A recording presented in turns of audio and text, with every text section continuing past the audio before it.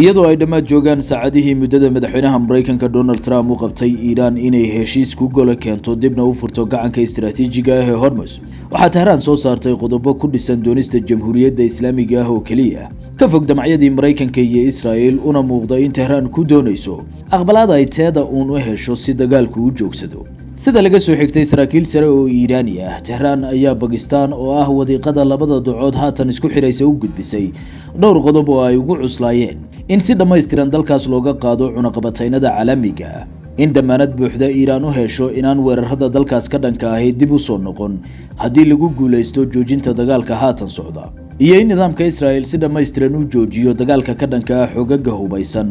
gobolka ku sugan ee Iran taageerto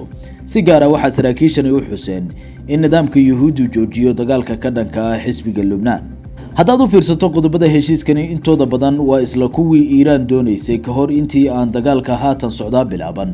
taasoo ka dhigan inaan wax badan iska bedelin mustawihii dagaalka ka hor Iran taagneyd taasoo su'aal culus gelinaysa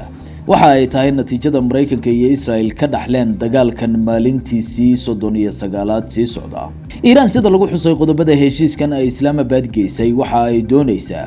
inay badilka doonisaheeda ka dhigto dib u furidda gacanka Hormuz waxaase taas dheer qorshe kale oo Iran doonayso inay ku hirgeliso lacag dhan $2 milyan oo ay qorsheynayso inay ka qaado markabkii walba ee marinka ka gooshaya guud ahaan qodobadani waxay u muuqdaan kuwa aan u cuntami doonin madaxweynaha Mareykanka